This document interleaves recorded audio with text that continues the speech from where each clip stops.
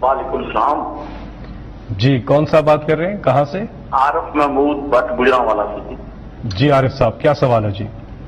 मेरा सवाल है कि मैं गुजरांवाला में 32 साल से करप्शन के खिलाफ जहाद कर रहा हूँ। खान साहब के साथ मैं 22 साल से अटैच हूँ जी। और गुजरांवाला कारपोरेशन में 2 साल जब से ये दोबारा कारपोरेशन बहाल हुई थी 2017 में, जो मेयरशिप आए थे उन्होंने जो करप्शन की है, मुझे उन्होंने पहले अपनी सीट से उतार दिया। जब आपकी दौर वापस आया, वो चेयरमैन वापस गया तो मुझे लगाया गया और वो कहा गया कि आपने करप्शन पकड़नी है। मैंने करोड़ों रुपए की करप्शन पकड़ी है कारपोरेशन में, जिसकी मुझे सिला यह दिया गया कि मुझे पहले कहा गया कि आप ये बाज आ जाए इस काम से। गुजरांवाला में बहुत ज्यादा नून लीग का गढ़ है, लेकिन मैं अपने हाथ को सदाकत के लिए उस कायम रहा। मेरी जान भी चली जाए, मेरे बच्चे भी कुर्बान हो जाएं खान साहब, लेकिन मैं हाथ पे नहीं उठ सकता। मैं किसी रिश्वत वाले के साथ नहीं चल सकता। वो मैंने साबित की 13 करोड़ की करप्शन एक अभी मैंने पकड़ी थी, उन्होंने फौरन मुझे डिसमिस कर दिया नौकरी से।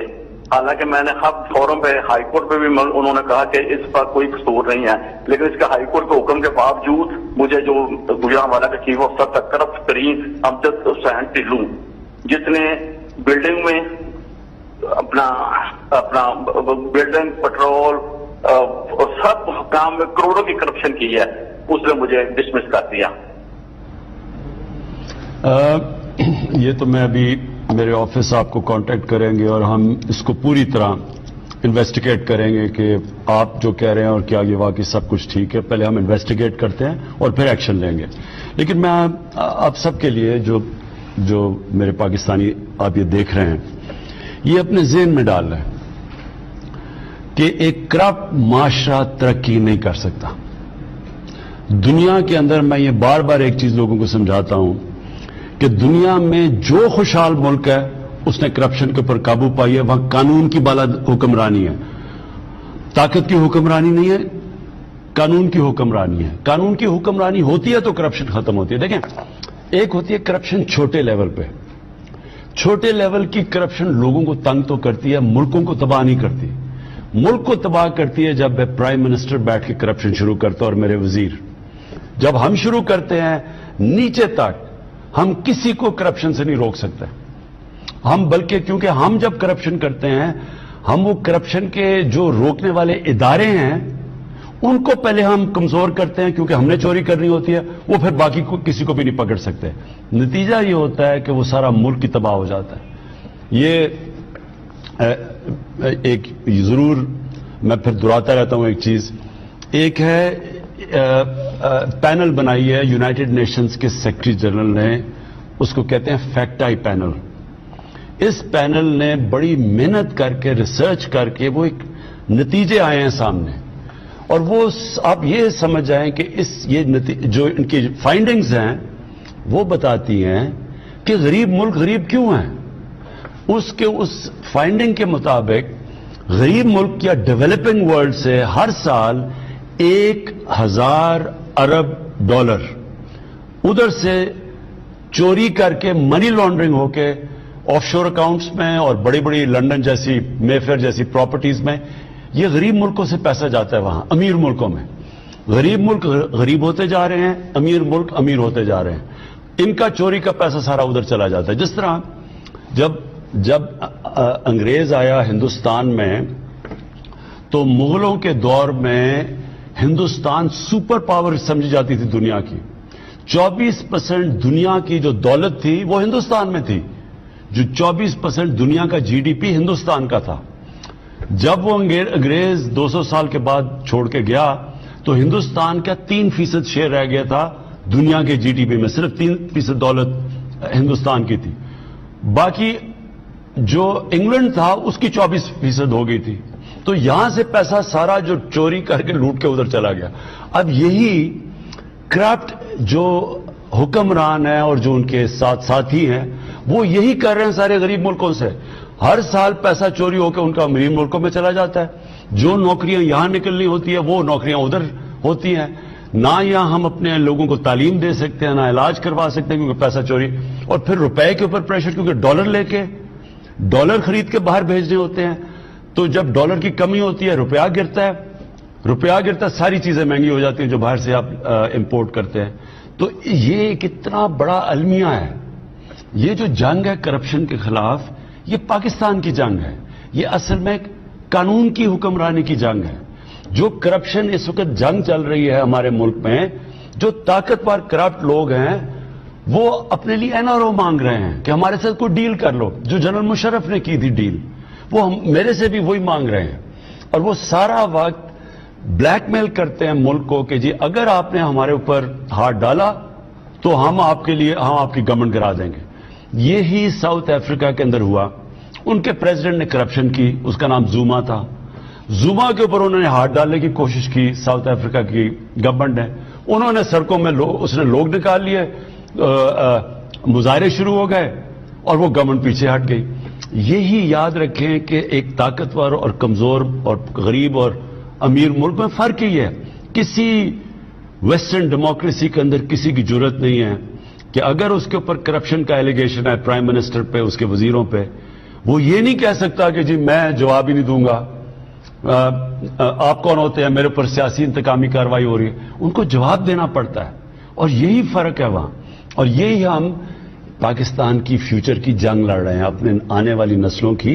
यही रूल ऑफ लॉ की जंग है, कानून की हुक्मरानी की.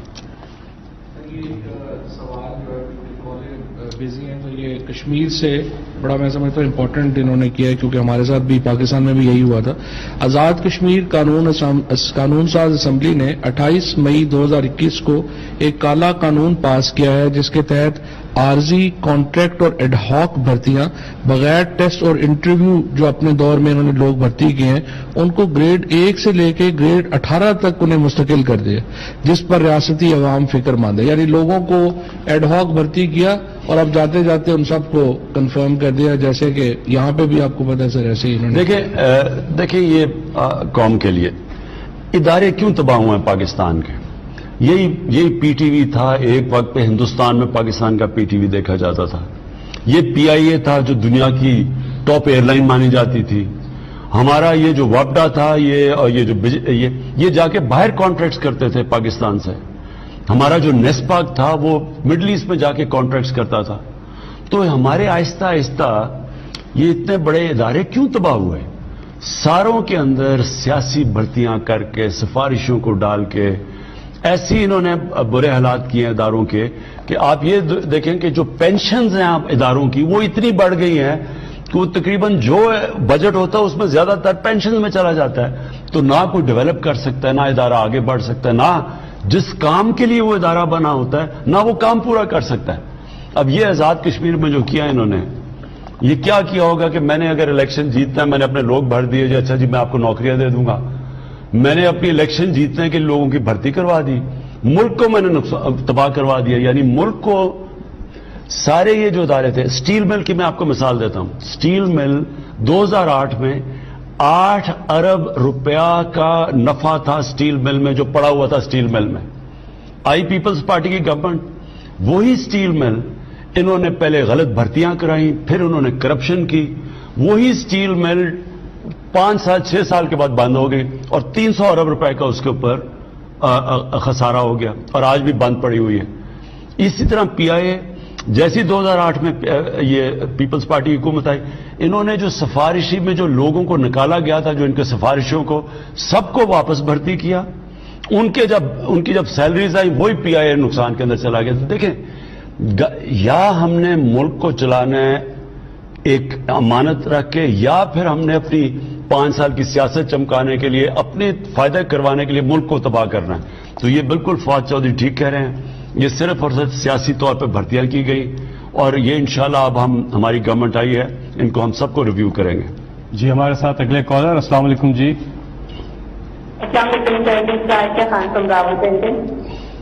जी कौन बात कर रही है, कहां से? सर जसपाइया खान फ्रॉम रावलपिंडी. जी क्या सवाल है आपका वजीर आजम साहब से? I would like to ask about the water reservoirs of Pakistan. And we were checking in this regard that Pakistan has the lowest dam storage capacity. And the country is yet to build a dam large enough to meet its water demand. So I have been criticizing that the government during their reign or time period. But I would love to know that what is your government doing and what are your set plans, and then we'll... dams ठीक है, इस पे आशा उर्दू में बात कीजिए।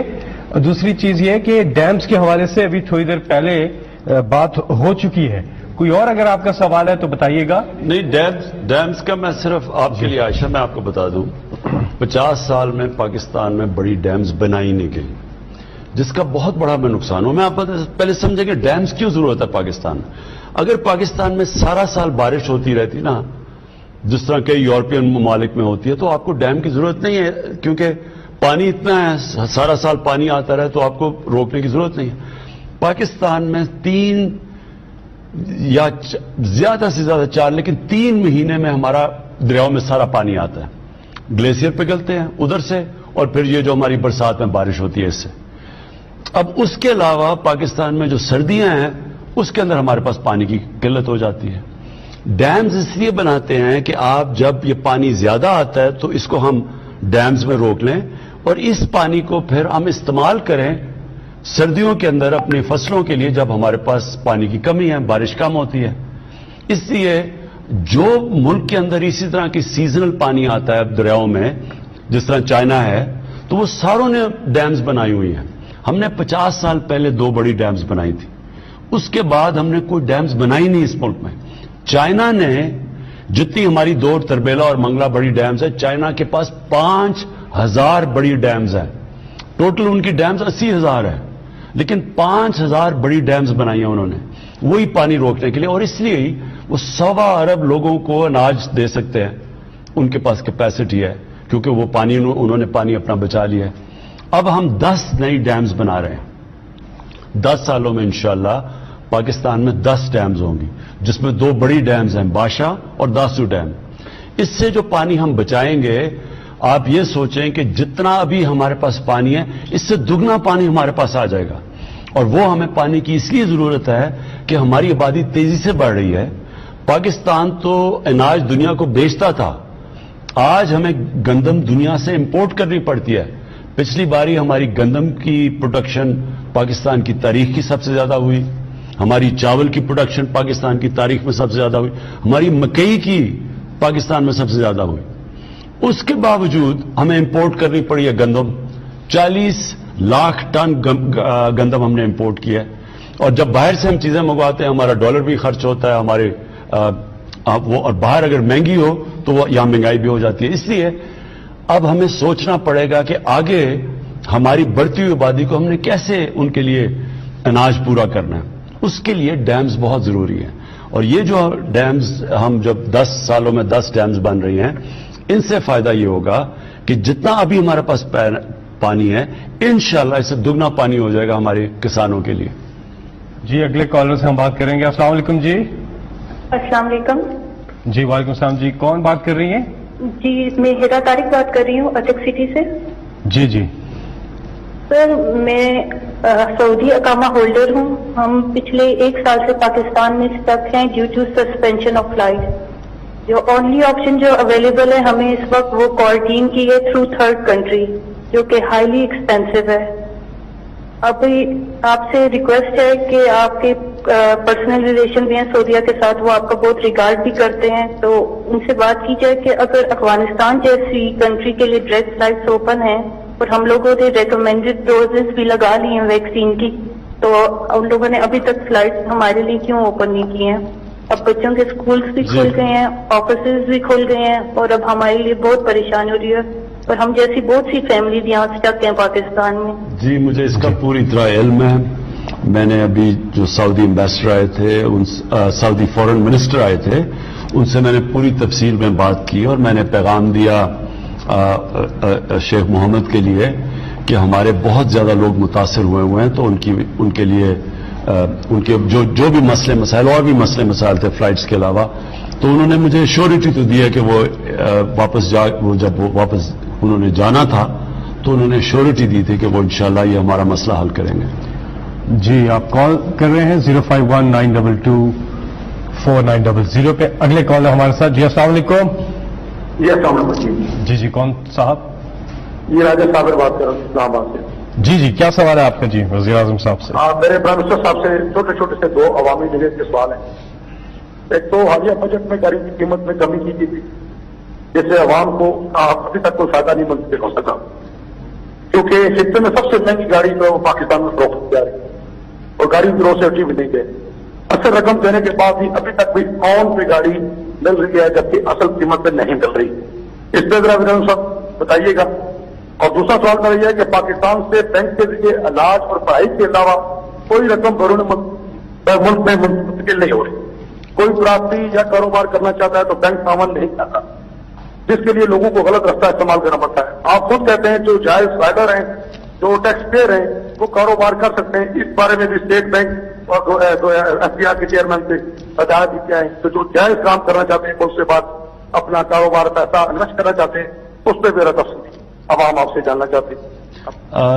دو سوال ہیں۔ ایک یہ کہ جو گاڑیوں کے اوپر ہم نے ٹیکسز نیچے کیے، ان کی قیمتیں نیچے آنی چاہیے تھی، یہ میں فوری طور کے اوپر اس کو چیک کروں گا کہ انہوں نے کیوں نہیں گاڑیوں کی قیمت نیچے لے کے۔ دیکھیں ہم نے سوچا یہ کہ جو 1000 سی سی سے کم گاڑیاں ہیں ان کے اوپر ہم نے ٹیکس کم کر دیا تاکہ وہ عام آدمی یعنی ہماری مڈل کلاسز استعمال کرتی ہیں تاکہ ان کو سستی گاڑی پڑے۔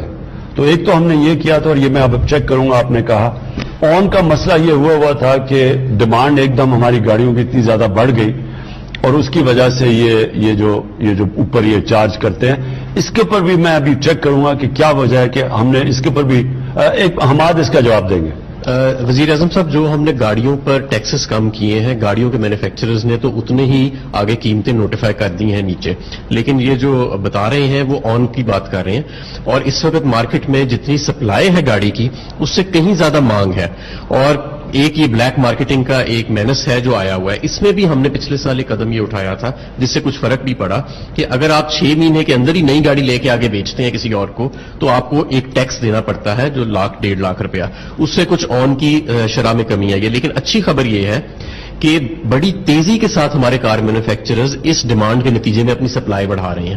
ٹویوٹا کمپنی اپنی ہائیسٹ ایور پروڈکشن پہ جا رہی ہے، ہونڈا موٹر سائیکلز اپنی ہائیسٹ ایور پروڈکشن پہ جا رہے ہیں، نئے انٹرنٹس جیسے کیا گاڑی آئی ہے، ہیونڈائی آئی ہے، ایم جی آئی ہے، فوٹون آئی ہے، تو ان کے نئے ماڈلز بھی مارکیٹ میں آ رہے ہیں۔ تو میں سمجھتا ہوں کہ چند ماہ کے اندر یہ ڈیمانڈ اور سپلائی میں جو گیپ ہے، سپلائی ول کیچ اپ، اور یہ ایک اچھی چیز ہے کہ ہمارے ملک میں ڈیمانڈ زیادہ ہے گاڑی کی۔ یہ شو کرتا ہے کہ اکنامک پراسپیرٹی آ رہی ہے اور لوگ جو ہے وہ گاڑیاں مانگ رہے ہیں، لیکن یہ بلیک مارکیٹنگ کی ایک ٹھیک چیز ہے جس پہ ہم کریک ڈاؤن کریں گے۔ اور دوسرا جو آپ کا سوال تھا اس کو مجھے پوری طرح سمجھ نہیں آئی۔ بینکنگ کے لیے قرضے بینک نہیں دیتے، آپ اسی کا جواب بتائیں۔ سر انہوں نے جو بات سمجھ میں آئی ہے وہ یہ کہا ہے کہ ملک سے اندر باہر جو رقوم بھجوانے کے لیے شاید ان کو کوئی دقت آ رہی ہے، جس پہ ہم ہر وقت کام کر رہے ہیں اسٹیٹ بینک کے ساتھ بھی اور ایف بی آر کے ساتھ بھی۔ اور دوسرا ایز آف ڈوئنگ بزنس کی انہوں نے بات کی، اس میں بھی آپ ہر مہینے میں ایک میٹنگ چیئر کر رہے ہیں اور ہماری انڈیکس میں ریکارڈ ایشیا میں سب سے زیادہ امپروومنٹ آئی ہے، اس میں بھی مزید انشاءاللہ بہتری آتی رہے گی۔ جی میں اس میں دونوں چیزوں کے میں صرف یہ کہہ دوں کہ یہ ضرور ہے کہ ہم آسانیاں پیدا کر رہے ہیں ہمارے اوورسیز پاکستانیز تب پاکستان میں، کیونکہ وہ ہمارا سب سے بڑا اثاثہ ہے۔ اوورسیز پاکستانی اصل میں ان کی ریمیٹنسز نے ہمارے ملک کو صحیح طرح بچایا، نہیں تو اتنا بڑا ہمیں کرنٹ اکاؤنٹ یعنی کہ ہمارا اتنا بڑا خسارہ چھوڑ کے چلے گئے تھے، 20 ارب ڈالر کا خسارہ جو پاکستان کی تاریخ میں سب سے بڑا تھا، اور اصولاً تو ہم اتنے بڑے خسارے سے ہمارا دیوالیہ نکل جانا چاہیے تھا اور ہمارا روپے نے کریش کر جانا تھا بالکل ہی نیچے، یعنی مہنگائی آسمانوں پہ، کیونکہ روپے نے گر جانا تھا۔ اصل میں آج پھر سے اپنے بیرون ملک پاکستانیوں کو خاص طور پہ شکریہ ادا کرتا ہوں کہ انہوں نے پاکستان کی تاریخ میں سب سے زیادہ پیسہ بھیجا بینکنگ چینل سے، جو ریمیٹنسز تھی۔ اب ہم ان کے لیے اور آسانیاں پیدا کرنا چاہتے ہیں۔ ہمارا جو روشن ڈیجیٹل اکاؤنٹ ہے اس کے اندر ہم اور ان کے لیے سہولتیں پیدا کرنا چاہتے ہیں تاکہ آسانی سے یہ اپنا پیسہ اندر بھی لے آئیں اور اگر باہر نکالنا چاہتے ہیں تو باہر بھی لے جائیں۔ تو اس میں جو پرانی چیزیں کئی جگہ ہمیں رکاوٹیں ہیں، ایک فیٹف کا پرابلم ہوا ہے، اس میں ذرا تھوڑی سی آتی ہیں رکاوٹیں، لیکن میں آپ کو یہ شور کرتا ہوں کہ ہمارا پاکستان کے انٹرسٹ میں ہے کہ اوورسیز پاکستانی اس کے لیے آسانی پیدا کریں تاکہ وہ اپنا کوئی بھی پاکستان میں پیسہ بینکنگ کے تھرو لا سکے۔ ان کے ایک کوشچن کا وزیر اعظم ایک پارٹ تھا کہ جو بینک سے قرضہ لیتے ہیں یا پیسے باہر بھیجتے ہیں تو لیگل مینز سے بھیجنے والوں کے لیے بڑی رکاوٹیں ہیں جبکہ انلیگل مینز سے بھیجنے کے لیے آسانیاں ہیں۔ کہ کوئی ناجائز طریقے سے بیچتا ہے, بینکنگ چینل سے نہیں بیچتا. وہ کہہ رہے ہیں یہ رکاوٹیں جو ہیں اسٹیٹ بینک کو چاہیے کہ وہ دور کریں. اب میں اس کا یہی میں آپ کو کہہ رہا تھا, ہماری کوشش تو یہی ہے, لیکن میں حماد کو کہوں گا ذرا اس کو جواب دیں. اس میں سر کیونکہ کچھ فیٹف کے کمپلائنس کے ایشوز تھے جو کبھی کبھی ایز آف ڈوئنگ بزنس یعنی کاروبار میں آسانی کے ساتھ کلیش کر جاتے ہیں, لیکن بہرحال وہ بھی ہماری ذمہ داری ہے اور ہم نے فیٹف کی کمپلائنس کو فی الحال جو تھی وہ کچھ ترجیح دی تھی. But at the same time state bank of Pakistan جو ہے وہ نئی اسکیمز لا رہا ہے جہاں پہ پیسے کا اندر آنا اور جانا ڈیجیٹل مینز کے ذریعے جو ہے وہ آسان ہوئے گا. پہلے بھی کافی آسان ہوا ہے, ہماری ریمیٹنسز 23 ارب, ہم جب آئے تھے 21 ارب ڈالر تھیں, اب 29 ارب ڈالر کے قریب ہم نے کلوز کیا ہے. تو کچھ آسانی آئی ہے اور کچھ ہم کریک ڈاؤن انلیگل کے اوپر بھی ہم نے بڑا میسو اسکیل پہ شروع کیا ہوا ہے. جی اگلے کالر ہمارے ساتھ. السلام علیکم. جی جی وعلیکم السلام. جی کون صاحب کہاں سے بات کر رہے ہیں جی؟ کیا سوال ہے آپ کا وزیر اعظم صاحب سے؟ میں ڈائریکٹ خان صاحب سے بات کروں گا. السلام علیکم خان صاحب. جی وعلیکم السلام. سر میرا نام ولایت خان ہے, میں پاکستان سوسائٹی ڈنمارک کی طرف سے فون کر رہا ہوں. سر ہمارے کچھ مسائل ہیں, مثلا پی آئی اے آتی تھی ناروے اور ڈنمارک میں اب آنا بند ہو گئی ہے, جس کی وجہ سے ہمارا پاکستان کے لیے سفر لمبا بھی ہو گیا, مہنگا بھی ہو گیا ہے. بزرگ تو بالکل اکیلے سفر نہیں کر سکتے اور ڈیڈ باڈی بھیجنا ہو تو اور بھی مشکل ہے. سر اس کے لیے کچھ کریں. اور اس کے بعد یہ بینکنگ کی آپ بات کر رہے تھے, ہمیں ایک بینک چاہیے. اب دیکھیں یہاں کے بینک جو ہے نا ہمارے بزنس مین کے لیے بڑی مشکلات پیدا کر رہے ہیں, ان کے اکاؤنٹ بند کر دیتے ہیں. تو ایچ پی ایل والوں سے بات کی تھی تو وہ کہہ رہے تھے کہ ان کی گارنٹی بڑھ جائے گی اگر وہ یہاں بینک لے کے آتے ہیں. سر کسی طرح سے ایک بینک ہمیں دے دیں تاکہ ہمارا اسکینڈینیویا میں اور یورپ میں جو بزنس مین ہے اس کے لیے آسانی پیدا ہو جائے گی. اور تیسری بات یہ ہے سر کہ جو انٹرا پارٹی الیکشن ہو رہے تھے ڈنمارک سے, اس میں ہمیں مسئلہ پیش آیا ہے. اس وقت بے قاعدگی تھی تو ہم نے شور مچایا, تو پتہ نہیں کیا بات ہے, وہ ہماری بات نہیں سنتے انصاف پہلے والوں کی. ہم نے تو ہزاروں ممبر بھی بنائے ہیں, ہم پاکستانی یعنی ممبر ہیں پی ٹی آئی کے, وہ ایسے ہے جیسے وائس رائے بنے ہوئے ہیں. انہیں کہیں کہ اب انہوں نے جو نئی ڈیٹ دی, پہلے انہوں نے انکوائری نہیں کی کیا مسئلہ تھا, اب انہوں نے جو نئی ڈیٹ دی ہے وہ محرم کی 5 تاریخ کو دے دی ہے 16 اگست کو. ہم کہہ رہے ہیں 1 ہفتہ آگے کر دیں کیونکہ اہل تشیع ہو یا سنی ہو کوئی بھی ہو, ہم ان دنوں میں عبادت کرتے ہیں, رات کو محفلوں میں جاتے ہیں, تو بہتر ہوگا کہ 1 ویک آگے کر دیں الیکشن اور اچھے طریقے سے الیکشن کرائیں, فیئر ہو کر سب کے لیے. تیسرا جو آپ کا ہے وہ تو بڑا آسان ہے. میں وائس رائے صاحب سے کہوں گا کہ آپ کی ضرور بات پہنچاؤں گا کہ آگے ڈیٹ بھی کریں اور آپ سے پورا سنیں آپ کی جو پلی ہے آپ کی. پہلی جو 2 چیزیں ہیں, پی آئی اے کا ہمیں تھوڑا سا مسئلہ ہے, ہم تقریباً کمپلائی کر چکے ہیں. وہ جو آیا تھا پائلٹ لائسنس کے اوپر یہ جو مسئلہ آیا تھا, ہمیں امید تو ہے کہ اب واپس ہمیں فلائٹس کی اجازت مل جائے گی, اور مجھے پتا ہے اوورسیز پاکستانیز کے لیے بڑا مسئلہ بنا ہوا ہے. اور دوسرا بینک کا, میں خود آج جو آپ نے اب بات کہی ہے کہ بالکل ٹھیک کہتے ہیں. ابھی میں ازبیکستان گیا تھا تو وہاں بھی یہ ڈیمانڈ آئی کہ ہمارا ایک بینک ہونا چاہیے. جو بزنسز وہاں تھی پاکستانی جو بزنس کرتے ہیں, انہوں نے کہا وہاں بینک اگر ہو پاکستان کا جو, اور ہم کوشش کریں نیشنل بینک کو وہاں لے جانے کی تو آسان ہو جائے گا بزنس کرنے کے لیے. تو انشاءاللہ میں یہ اسکینڈینیویا کے اوپر بھی بات کروں گا. جی اسی سے جڑا ایک سوال ہے, عقیل ارائیں پوچھتے ہیں سوچی کہ اوورسیز کو ووٹنگ کا کب تک جو عمل ہے وہ کمپلیٹ ہو جائے گا؟ دیکھیں ہم 2 چیزیں کر رہے ہیں. ایک الیکٹرانک ووٹنگ مشینز, اور اس کے اوپر ہم بہت آگے نکل چکے ہیں. بس صرف ہم نے اب الیکشن کمیشن کو کنونس کرنا ہے کہ اس کے علاوہ جب بھی آپ الیکشن کروائیں گے, الیکٹرانک ووٹنگ مشینز کے بغیر آپ الیکشن کروائیں گے پاکستان میں, ہمیشہ جو ہارے گا وہ کہے گا جی دھاندلی ہوئی. وہ جب جیتیں گے ٹھیک ہوگا الیکشن, لیکن جب وہ ہاریں گے تو دھاندلی ہوئی.